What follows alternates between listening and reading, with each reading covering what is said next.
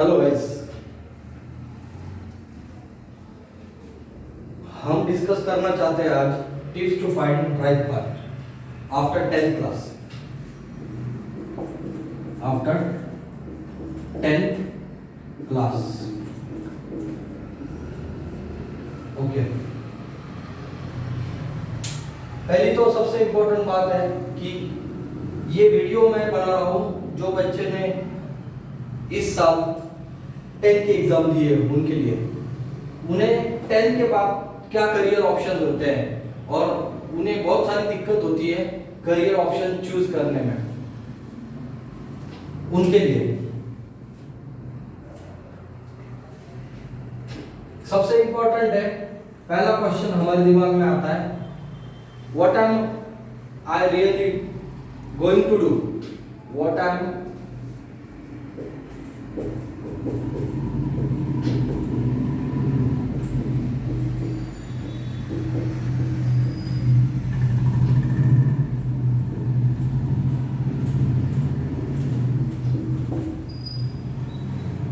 मतलब मुझे करना क्या है।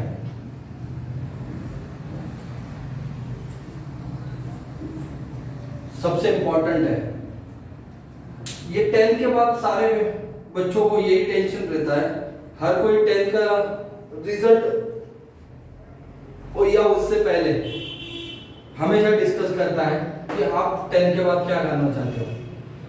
कभी हमारे मम्मी बोलती है कि आपको डॉक्टर बनना चाहिए, शायद मम्मी डॉक्टर हो। कभी पापा बोलते हैं नहीं मेरा बेटा इंजीनियर बनेगा, और मुझे बनना कुछ और होता है। So basically what I am really going to do, इस पे हम डिस्कस करेंगे। हम बेसिकली 6 क्वेश्चंस लेके डिस्कस करेंगे और हमें उसका जरूर, ये वीडियो मैं उनके लिए बना रहा हूँ, उनको जरूर हेल्प होगा उसमें कि उनके करियर चूजिंग में उनको हेल्प होगा। जनरली क्या होता है कि हम अपना करियर चूज करते हैं 10th के मार्क के बेसिस पे। जनरली हमें 10th में साइंस में कितने मार्क्स आए, मैथ्स में कितने मार्क्स आए, या एसएसटी में कितने मार्क्स आए, ये 3 सब्जेक्ट पे हमारा करियर हम डिसाइड करते हैं। 10th या उससे पहले हम लोगों ने 10th से पहले 8th क्लास में क्या किया, 9th में क्या किया और 10th में क्या किया। जनरली मैंने देखा है आजकल के पेरेंट्स में ये ट्रेंड आया है कि वो अपनी पढ़ाई 8th क्लास से ही चालू कर देता है। 8th क्लास से ही वो डिसाइड कर देता है कि उसे इंजीनियर बनना है, उसे डॉक्टर बनना है, उसे आर्किटेक्चर बनना है, उसे डिफेंस में जाना है, उसे एनडीए करना है, उसे आईआईटी में जाना है, उसे एम्स में जाना है। ये सारी चीजें मतलब पहले से डिसाइडेड होती है। लेकिन मोस्ट ऑफ द स्टूडेंट्स जो रूरल लोकेशन से आते हैं या उनके रिलेटिव्स या रिश्तेदार या पेरेंट्स ज़्यादा पढ़े लिखे नहीं होते हैं, उन्हें पता नहीं होता है कि करना क्या है एग्जैक्टली। उन्हें तो पता होता है कि साइंस में मुझे कितने अच्छे मार्क्स आए। साइंस में सपोज साइंस में सर मुझे 90% के ऊपर मार्क्स आए, मतलब मेरा साइंस में करियर बनना तय है। मैं साइंस में आई एम गुड इन साइंस, मेरा मैथ्स अच्छा है, मैं इंजीनियर बन सकता हूँ, मुझे 90% के ऊपर मैथ्स में मार्क्स आए। या मुझे एसएसटी मेरा काफ़ी अच्छा है जिसमें हिस्ट्री आता है, सिविक्स आता है, ज्योग्राफी आता है। सो मेरा एसएसटी काफ़ी अच्छा है सर, जिसमें मुझे 90% के ऊपर मार्क्स है। उन लोगों का अच्छा है कि जिनको 90% के ऊपर मार्क्स ही नहीं है, कम से कम वो बैलेंस करके चलते हैं। या साइंस में मुझे 85% आया, मैथ्स में मुझे 70% आया, एसएसटी मेरा ठीक ठाक है, मेरा 90% आया।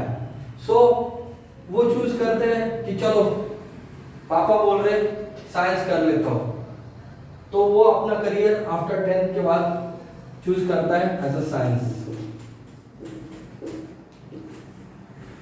बेसिकली हमें कोई ना कोई चाहिए रहता है जिंदगी में जो पुश करे और हमारी करियर हेल्थ में मदद करे। लेकिन दिस इज राइट, ये राइट है नहीं, ये राइट नहीं है। डिसीजंस हमेशा खुद के बारे में या खुद के करियर के बारे में खुद लेने चाहिए। अभी आप बोलोगे most of the parents are saying कि सर ये बच्चा है, ये क्या अपना करियर चूज करेगा, या मतलब बच्चे बोलेंगे जो पापा बोलते हैं वो मैं करूंगा, उसका भी करेक्ट है, जो मम्मी बोलती है वो मैं करूंगा, उसका भी करेक्ट है। बट हम आगे डिस्कस करेंगे कि हमें थोड़ा सा कंपैरिजन करके भी अपना करियर डिसाइड करना चाहिए, this to find the right path. मतलब हमें सही दिशा, सही मार्ग और सही चाह चाहिए। तो ये हमें हेल्प करेगा कुछ क्वेश्चंस के बेसिस पे। जैसे कि मेरा पहला क्वेश्चन था what I am really going to, तो बेसिकली ये बेसिक फंडा है जो मैंने डिस्कस किया है कि हम ये क्वेश्चन का आंसर इस तरीके से देखते हैं और ये बेसिक तरीके से ही हम सोचते हैं कि हमें उसका आंसर मिले। मेरा क्वेश्चन नंबर 2 है,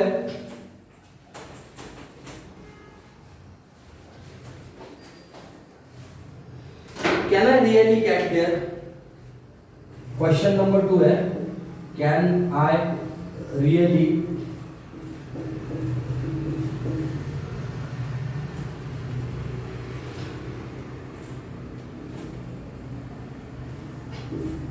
गेट देयर, जहां मुझे जाना है।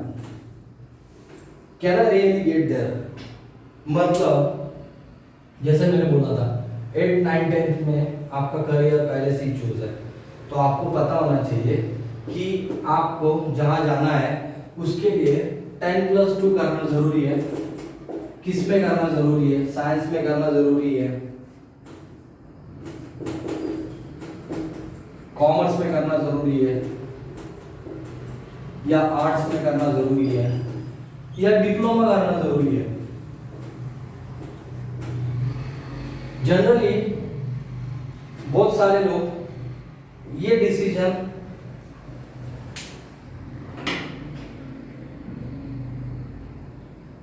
यहां पे ही लेते हैं 8, 9, 10 में, या कुछ लोग 10th होने के बाद लेते हैं। तो जनरली क्या होता है, ये डिसीजन लेना जरूरी है कि can I really get there. मतलब अगर आपको एक प्रोफेशन को, फॉर एग्जांपल लेते हैं हम, एक प्रोफेशन को देखते हैं कि सपोज आपको जाना है डिफेंस में, ओके, आपको जाना है मेडिसिन में, आपको जाना है आर्किटेक्ट में। सो आपको 11, 12 साइंस करना जरूरी है, तो ही आप डिफेंस में, मेडिसिन में और आर्किटेक्चर में जा सकते हो। या आपको जाना है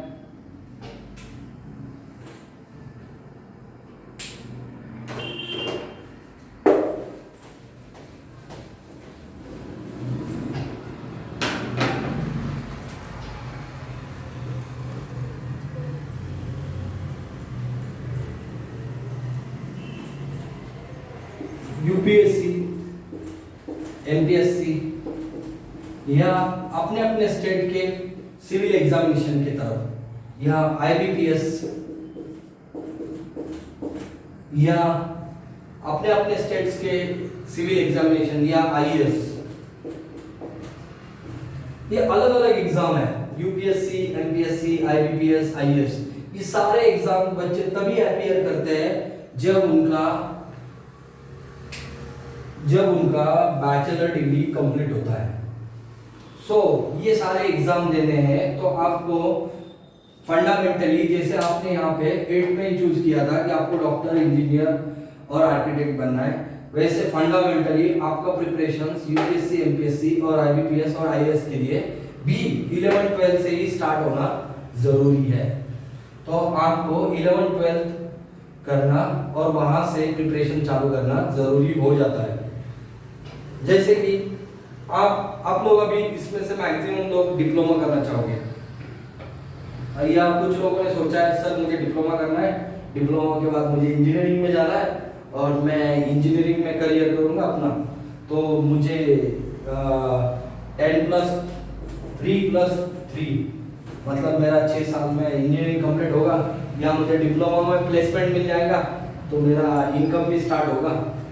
सो वो भी एक ऑप्शन अच्छा है, आप ऐसा भी कर सकते हो। ठीक है, तो इस क्वेश्चन का आंसर आपको मिल गया है। Can I really get there, मतलब आपको 10+2 करना जरूरी है, आपको राइट करियर चूज करना जरूरी है। तो क्वेश्चन नंबर 3,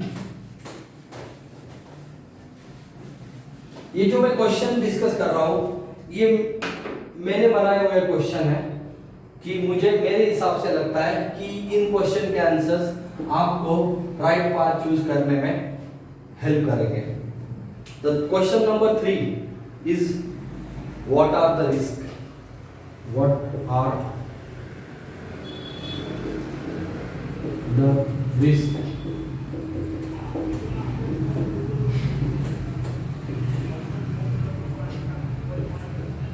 मतलब रिस्क, अगर ये वर्ड आता है तो हम थोड़ा सा डर जाते हैं कि यार रिस्क, थोड़ा सा तो सोचते हैं इसके बारे में। वैसे ही जब हमारा रिजल्ट आता है 10th का तो हमें समझ में आता है कि हमने होप्स तो काफी किए थे कि 95% के ऊपर मार्क्स आ जाएंगे, लेकिन हमें मार्क्स कम आ गए। हमने सोचा था कि यार इतने मार्क्स तो नहीं आएंगे, मैंने तो अपना बेस्ट दिया था लेकिन काफी अच्छे मार्क्स आ गए। तो so we are talking about the risk. Risk means what, कि कुछ भी करने से पहले हम सोचते हैं कि अभी सर मैं साइंस कर लेता हूँ और साइंस करने के बाद मैं आईएएस की एग्जाम देना चाहता हूँ, या मैं एमपीएससी यूपीएससी करना, मतलब वही बात है, एमपीएससी यूपीएससी करना चाहता हूँ और आईएएस का एग्जाम देना चाहता हूँ। इसका लॉन्ग फॉर्म सबको पता होगा, Indian administration services, Indian engineering services. So basically ये एग्जाम आप 11th-12th कॉमर्स करने के बाद भी दे सकते हो, 11th-12th 10+2 आर्ट्स करने के बाद भी दे सकते हो, और आप डिप्लोमा करने के बाद भी डिग्री कंप्लीट करके ये एग्जाम दे सकते हो। इन व्हाट सेंस कि इसका एलिजिबिलिटी क्राइटेरिया है कि आपके पास कोई ना कोई एक एफिलिएटेड एआईसीटी अप्रूव्ड डिग्री चाहिए, तो आप ये एग्जाम दे सकते हो। लेकिन आईएएस मतलब इंडियन इंजीनियरिंग सर्विस में रेलवे सेक्शन में अगर काम करना है, इंडिया का सबसे बड़ा अगर गवर्नमेंट में सेक्शन है तो वो है इंडियन रेलवे सर्विस, आईआरएस। और उसके बाद आते हैं डिफेंस, ये सबसे बड़ा बेसिकली इंडिया का सैलरी सिस्टम देने वाला सबसे बड़ा गवर्नमेंट जॉब्स इस पे अवेलेबल है। तो इसके लिए आईएएस एग्जाम देना जरूरी है, बट इसके लिए आपको इंजीनियरिंग करना जरूरी है, जो आपको 10+2 करके एक +4 करके आपका कंप्लीट होता है। अदरवाइज आप करते हो 10+3 डिप्लोमा +3, ये करके भी आप कर सकते हो। मतलब आप यहाँ पे साइंस करके 10+2 करके 4 साल का डिग्री कोर्स करके भी कर सकते हो। अदरवाइज 10+3 डिप्लोमा करके एक डिग्री कोर्स सीधा सेकंड ईयर में एडमिशन हो जाता है, तो अपना डिग्री कोर्स करके भी कंप्लीट कर सकते हो। तो ये we are talking about the risk. So ये रिस्क के बारे में आता है।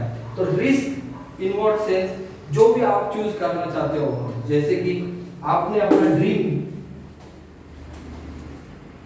फॉर एग्जाम्पल आपने अपना ड्रीम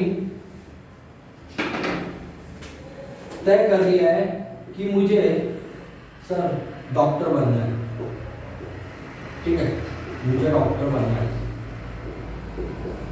या मुझे सर मुझे सबसे अच्छा डिजाइनर बनना है।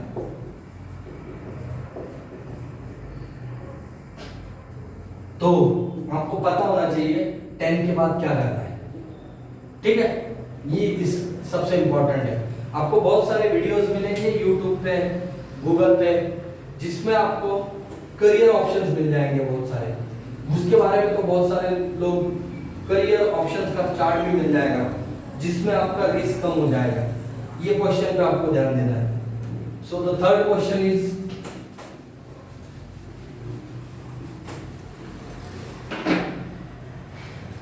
ये थर्ड क्वेश्चन था। अभी the fourth question is am I sure of the root? Am I sure of the root मतलब मैं जिस करियर ऑप्शन को मैंने फाइनलाइज कर लिया है रिस्क देख के, वो मैं श्योर हो क्या? तो ये श्योर करने के लिए आपको अपना बेसिकली 8, 9, 10 के मार्क्स सपोर्ट करेंगे, जिसमें आपको एक एनालिसिस करना है खुद का कि आपको वो जो सारे सब्जेक्ट आपने पढ़ाई किए 8, 9, 10th में, जो मैंने पहले लिखे थे एसएसटी, साइंस और मैथ्स, इसका एनालिसिस करके आपको वो श्योर करना है कि I am good in mathematics, I am good in science, I love the science, I love the maths. So मतलब ये सब्जेक्ट मेरे लिए पढ़ाई के जैसा नहीं है, मैं तो मतलब इंटरेस्ट से करता हूँ, मैं तो यूं ही कर लेता हूँ, ये सब्जेक्ट तो मैं ऐसे ही कवर कर लूंगा। तो ये आपको उसके बारे में सोचना है। तो आपको इस क्वेश्चन का आंसर मिल जाएगा, श्योर का आंसर मिल जाएगा, आपको इस क्वेश्चन का आंसर मिल जाएगा, श्योर का आंसर मिल जाएगा। तो you are sure about that career, ठीक है? You got it? The question number 4 is am I sure of that of the root? Okay, so we'll talk about the next question. मेरे next video में मैं आपको उसके बारे में और डिटेल्स में बताऊंगा। मेरे नेक्स्ट वीडियो में इसके बारे में मैं अपने ये सारे क्वेश्चन जो डिस्कस कर रहा हूं उसके डिटेल्स में बताऊंगा। The next question is, are my subject appropriate? Are my subject appropriate?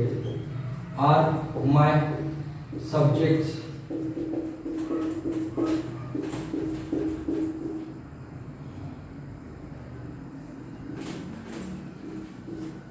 appropriate?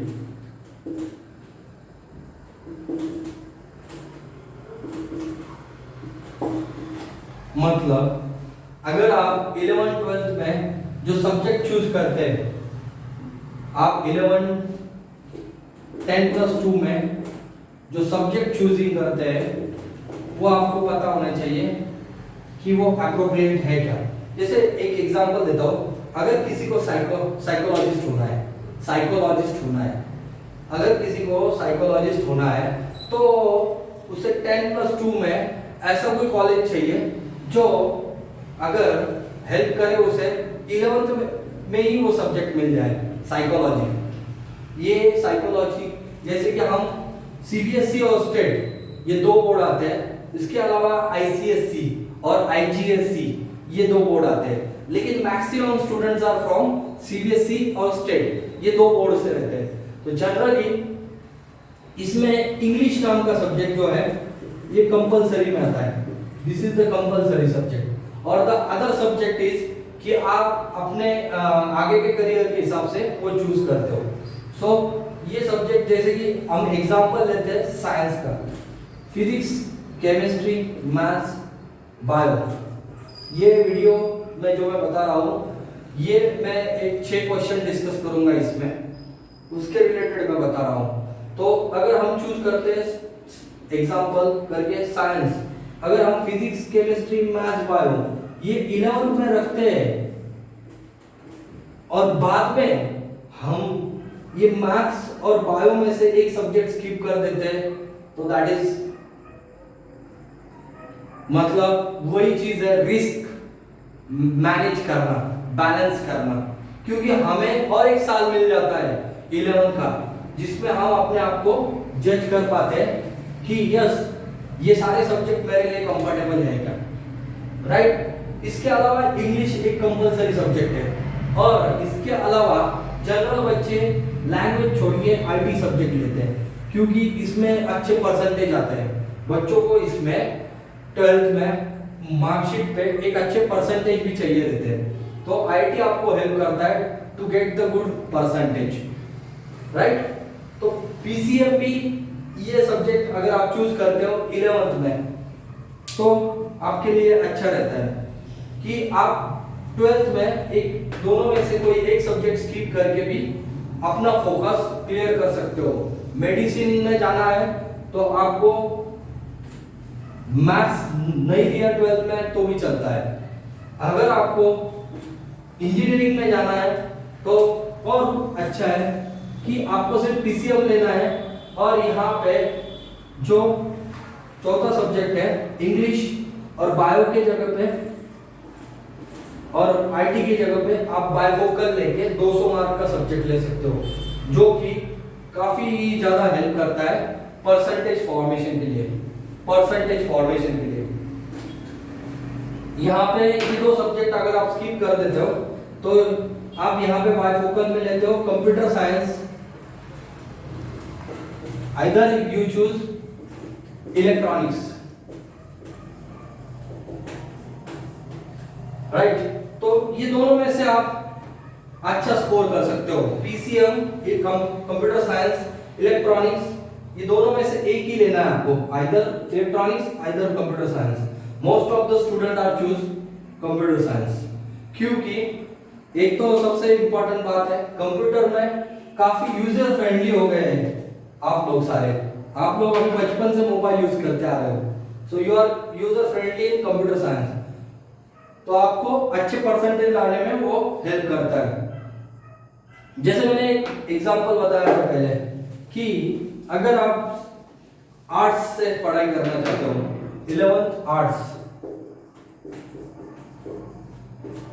और आपको साइकोलॉजिस्ट बनना है, आगे जाके आपको साइकोलॉजी में करियर करना है, तो अगर 11th में ही आपको अगर साइकोलॉजी सब्जेक्ट मिल गया है, ओके,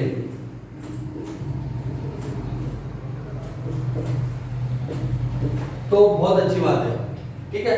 वरना क्या होता है कि हम आफ्टर 12th के बाद भी वो साइकोलॉजी सब्जेक्ट ले सकते हैं, बट हमें अगर 11th और 12th में समझ में आए कि हमें ये सब्जेक्ट का जो दायरा है, जो उसका स्ट्रेंथ है, वो एक कंफर्ट जोन में हैंडल करना आता है कि नहीं, क्योंकि 10th तक जो पढ़ाई की हम लोगों ने, उसका जो डेप्थ होता है, द सिलेबस ऑफ डेप्थ, वो बहुत कम रहता है। लेकिन आप जब 11, 10+2 में आते हो तो वो सब्जेक्ट को लेके आपका जो सब्जेक्ट चूजिंग रहता है, जैसे फॉर एग्जांपल आपने फिजिक्स चूज किया तो फिजिक्स के बारे में बहुत ही इन डिटेल्स आता है, जो कि टीचर एग्जामिनेशन में टीचर लोगों को 11, 12 का काफी सारा 60% ऑफ सिलेबस उनके एग्जाम में आता है, तो वो हेल्प करता है, right. So you are getting the answer, are my subjects is appropriate, तो आपको ये वीडियो हेल्प करेगा। The question number of 6, this is the last and first list. If I don't make it, if I don't make it, if I don't make it, if I don't make it, then do I have any other options? Then do I have any other option?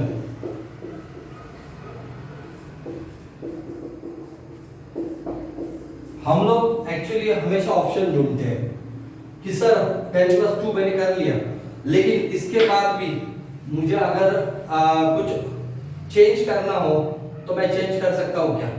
मुझे लगता है 10+2 करने के बाद यार ठीक है, अब मैं साइंस कर लिया मैंने, लेकिन मुझे तो फैशन डिजाइनर बनना है, या डेफिनेटली, लेकिन मैंने आर्ट्स कर लिया और मुझे फैशन डिजाइनर बनना है, तो आप नहीं बन सकते हो, क्योंकि फैशन डिजाइनिंग के लिए जो बैचलर डिग्री जरूरी है उसके लिए 11-12 साइंस होना जरूरी है।